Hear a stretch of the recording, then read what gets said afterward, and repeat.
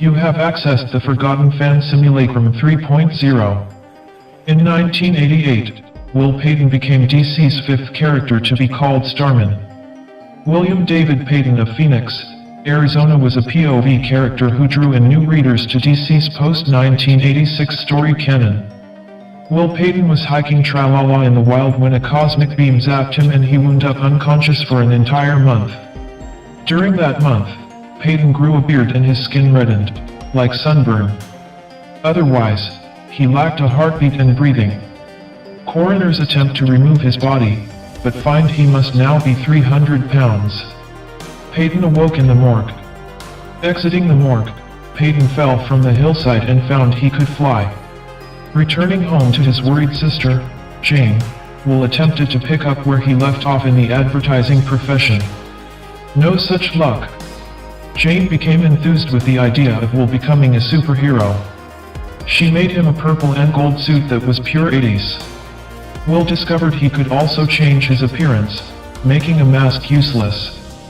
But Will had no desire for heroism until a news report notified him of a person trapped under an overturned construction vehicle. With the star emblem the purest superhero symbol in my opinion, a witness called him Starman. Starman would discover later that he was not quite human anymore.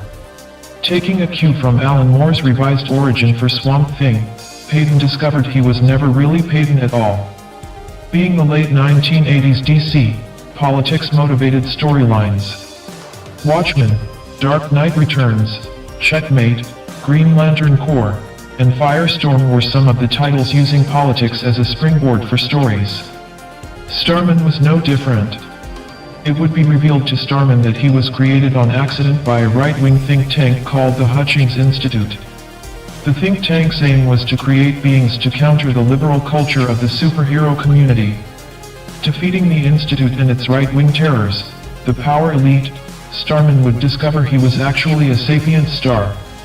The Hutchings Institute had invented a satellite that collected and concentrated stellar energy. That energy was meant to be focused on test subjects, but was misfired onto the unsuspecting Will Payton. Starman then underwent an existential crisis wherein he agonized over if he had been human or taken the form of a human. He even found he needed to practice his human senses or else lose them. Nevertheless, Will Payton was human where it truly mattered, his heroism. In 1992, Starman would die battling Eclipso. The Starman mythos would be handed over to James Robinson in 1994 with a new Starman, Jack Knight. During that series, Jack would fall in love with Jane Payton and would venture into deep space to find Will Payton. During his spaceborne travels, Jack would discover that Will Payton had been fused with the fourth Starman, Prince Gavin. However, it was ambiguous as whether Payton and Gavin were fused or had Payton been Gavin all along. Jack Knight's creator, James Robinson, noted several flaws with the Will Payton version of the Starman brand.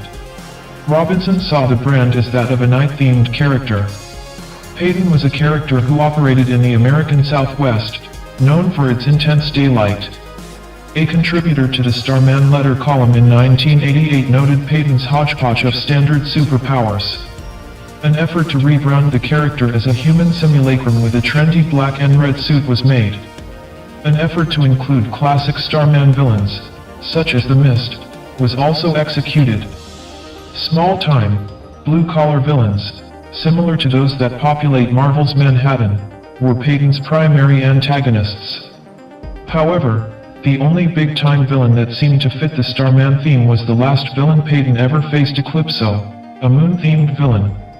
Will Payton was my first Starman. Yet, I understood why DC successfully focused on the brand's legacy with Jack Knight. I also understood when DC chose to re-establish Tom Keller, the alien who was the third Starman. And, lastly, I understood the DCAU choice of Prince Gavin in the JLU animated series. The Starman brand has been torn in twain by reboot fatigue, whereby brands lose consistency through one too many rebrandings. On the one hand, you have the astronomer-themed Knight family legacy of Ted, David, and Jack as the Starmen of Opal City, Maryland.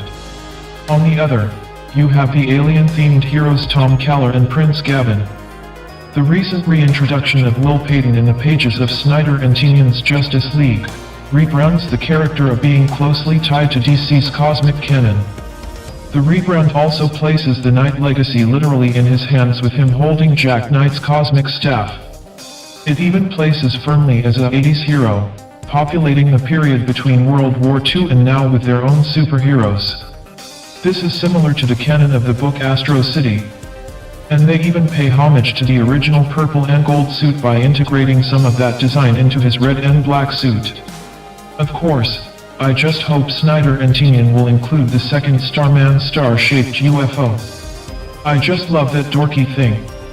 And now it's time for me to get lost.